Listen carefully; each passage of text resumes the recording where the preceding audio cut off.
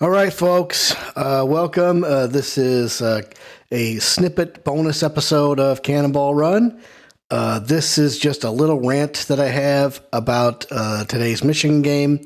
I will tell you right up front that this rant was going to be a lot more colorful and a lot more angry until the fourth quarter when the team finally decided to wake up from their slumber. So let's just get to brass tacks. Michigan and Indiana had their game today. The final score was 31-10 in favor of Michigan. But folks, I have to tell you, do not let those numbers fool you. What I saw at the Buffalo Wild Wings today was nothing short of atrocious these first three quarters. Everybody, the spread was negative 24. Or 23.5. They were giving Indiana 24 points to beat this team, and guess what? They covered the spread. That alone right there should tell you that there is something seriously wrong with this team. Let's just go by the numbers of it. When we look at final statistics, J.J. McCarthy's passing was 28 of 36 for 304 yards, 3 touchdowns, and 1 interception. Connor Bazelak on the Indiana side had 25 of 49 for only 243 yards, 1 touchdown, 1 interception. So, when you look at it on paper, it looks like that Michigan was the dominant team. Hold on to your hats, folks. You didn't see what was on the field. If you look at the score by score, Michigan was up 10-7 at the end of the first. They scored 0 points in the second quarter, and Indiana tied the game. And they luckily tied the game because a touchdown pass to Indiana got called back because of an offensive pass interference penalty. So Indiana shot themselves in the foot, and they were just playing bad football. But my contention is, guys, Michigan sucked worse today because their game plan was not up to snuff. It was garbage. And the number one fact that supports this is that halfway through the game, the announcers were able to determine and isolate Michigan's game plan. If a receiver stayed pat, they were going to pass the ball. And if a receiver came into motion, they were going to run the ball. And, it was like that the entire game. And, the fact that the announcers were able to ape that style, I mean, granted, they have expertise in football, so they can catch stuff like this. But, Penn State's going to be looking at that footage for next week's game, and they're going to be salivating because, if there was any doubt that this team was going to make the college football playoff, if there was any doubt that this team would win the Big Ten East, if there was any doubt that this team would not win the Big Ten championship, it showed itself here in this game. I mean, it was quite simply, J.J. McCarthy was forced to throw the ball, and he attempted to throw a touchdown pass and got picked off in the end zone. And I have been saying since day one when the schedules came out that this was going to be a trap game. But if you look at Indiana's schedule and you look at their scores, they won, they had 3 victories against Illinois, Idaho, and Western Kentucky.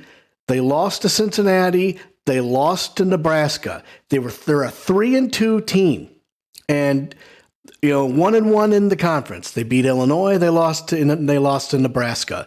And pretty handily, I might add. Squeaked by Illinois by 3 points. So you're sitting there thinking, okay, this is a 3-2 mid-card team. They're supposed to get blown out of the water. So what is going on? When Indiana is able to hang with the number 4 team in the country, it's not because Indiana was any good. It's because Michigan sucked worse because their game plan was garbage. And the only reason that I'm not coming down harder on them are 2 reasons. One, their defense was absolutely shut down when pressuring the quarterback. Those defensive players recorded a total of 7 sacks, 7 quarterback sacks. And J.J. McCarthy, to his credit, was not sacked one time. Although, they did some, he was never hurried, and the defense didn't score any touchdowns. Meanwhile, there was 7 sacks, 10 tackles for loss, 4 quarterback hurries, and 62 total tackles, and 40 solo tackles. So the defense did their job today and kept this game alive. And you cannot play this way against Penn State next week. Penn State is your first real challenge before the real challengers start coming to town, until the Spartans come to town. And let me tell you something. Right as I'm speaking right now, their defense just posted a pick 6 against Ohio State. And as far, unless Ohio State's done something about it, that game is, it's 14-7 right now. So Ohio State's going to handle Michigan State. And that's the point I'm looking to make. Penn State is salivating. They're looking to upset Michigan before the bye week. And of course, we're going to Columbus this year.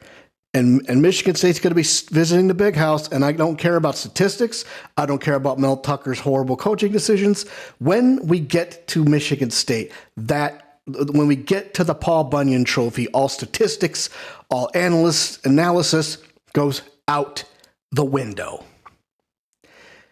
Boys, you need to tighten up your offensive game plan. You need to not make it so obvious that what your game plan is.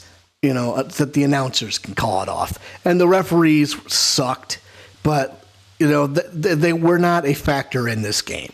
Okay, usually you get these fans that are on there, oh, the refs are against us. No. Your team was looking past Indiana going to Penn State. And then somebody hit Jimmy H over the head with a bottle of Gatorade. And he went, oh, shit, we're in Bloomington right now. We got to finish this game off. And luckily, they did. They can't go to sleep like that against Penn State. It's got to be full, all systems go for all 4 quarters. And you get a decent enough lead, you burn the clock, you get the score, and don't allow the other team to have the ball. I've said it, I've been saying it all year. People have been denying it. It's it's been absolutely atrocious.